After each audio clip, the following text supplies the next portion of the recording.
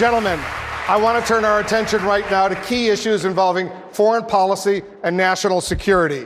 And Mr. Trump, I'll begin with you. You said this about the ongoing conflict between the Israelis and the Palestinians. I'm quoting you now. Let me be sort of a neutral guy. I don't want to say whose fault it is. I don't think it helps. Right. Here's the question. How do you remain neutral when the U.S. considers Israel to be America's closest ally in the Middle East? Well, first of all, I don't think they do under President Obama, because I think he's treated Israel horribly, all right? I think he's treated Israel horribly. I was the Grand Marshal down Fifth Avenue a number of years ago for the Israeli Day Parade. I have very close ties to Israel. I've received the Tree of Life Award and many of the greatest awards given by Israel. As president, however, there's nothing that I would rather do to bring peace to Israel and its neighbors generally. And I think it serves no purpose to say that you have a good guy and a bad guy. Now, I may not be successful in doing it. It's probably the toughest negotiation anywhere in the world of any kind, okay? But it doesn't help if I start saying, I am very pro-Israel, very pro, more than anybody on the stage. But it doesn't do any good to start demeaning the neighbors, because I would love to do something with regard to negotiating peace, finally, for Israel and for their neighbors. And I can't do that as well as a negotiator. I cannot do that as well if I'm taking big sides. With that being said, I am totally pro-Israel. Senator Cruz. Well, this is another area on which Donald agrees with Hillary Clinton, and on which I disagree with them both strongly. Both Donald and Hillary Clinton want to be neutral, to use Donald's word, between Israel and the Palestinians. Let me be clear. If I'm president, America will stand unapologetically with the nation of Israel. And the notion of neutrality is based upon the left buying into this moral relativism that is often pitched in the media. Listen, it is not equivalent. When you have terrorists strapping dynamite around their chest, exploding and murdering innocent women and children, they are not equivalent to the IDF officers protecting Israel, and I will not pretend that they are. Just today, Iran announced they're going to pay $7,000 to each suicide bomber, and I would note, missing from Donald's answer was anything he has done in his nearly 70 years of living defending Israel. I have over and over again led the fight to defend Israel, to fight for Israel, and this, if you want to know who will stand with Israel, we ought to start with who has stood with Israel when the heat was on. Mr. Trump. Well, I can only say I've been a big contributor to Israel over the years. I've received many awards from Israel. As I've said before, I have a great relationship with Israel, and I'm going to keep it that way. And if I could bring peace, that would be a fantastic thing. It would be one of my greatest achievements as president. Governor Kasich, I want you to weigh in.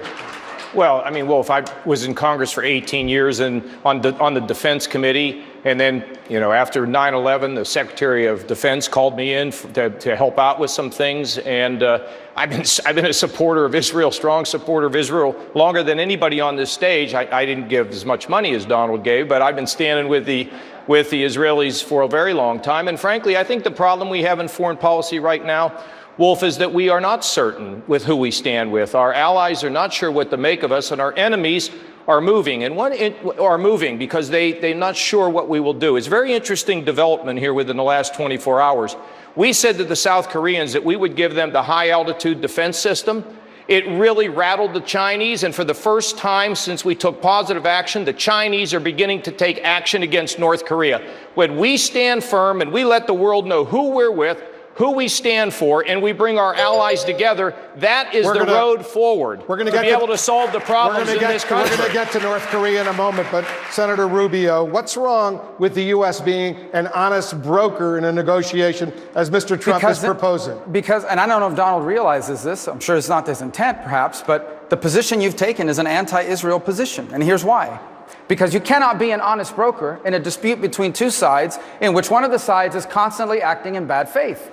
The Palestinian Authority has walked away from multiple efforts to make peace. very generous offers from the Israelis. Instead, here's what the Palestinians do. They teach their 4-year-old children that killing Jews is a glorious thing. Here's what Hamas does. They launch rockets and terrorist attacks against Israel on an ongoing basis. The bottom line is a deal between Israel and the Palestinians, given the current makeup of the Palestinians, is not possible. And so the next president of the United States needs to be someone like me who will stand firmly on the side of Israel. I'm not going to sit here and say, oh, I'm not either side. I will be on his side. I will be on Israel's side every single day, because they are the only pro-American, free enterprise democracy in the entire Middle East. Mr. Trump.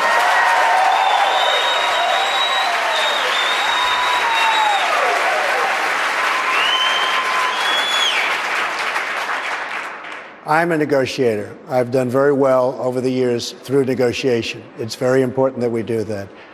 In all fairness, Marco is not a negotiator. I watched him melt down, and I'll tell you, it was one of the saddest things I've ever seen. He's not going down. He thinks the Palestinian is a real estate deal. And these people may even be tougher than Chris Christie, okay? The Palestinians are not a real estate deal, Donald. Okay, no. A deal, They're not a real estate deal. Is a deal. Let me tell you, a I've deal learned is a not long a deal time when you're ago. dealing with terrorists. Have you You ever are not a negotiated with terrorists? negotiator. You are not a negotiator. And with your thinking, you will never bring peace. You will never bring peace. Donald might be able to build condos in the able, Palestinian areas, but he's not going to. This is Excuse not a me, real I estate want to deal. be able to bring Senator. peace. He will never be able to do it. I think I may be able to do it, although I will say this. Probably the toughest deal of any kind is that particular deal.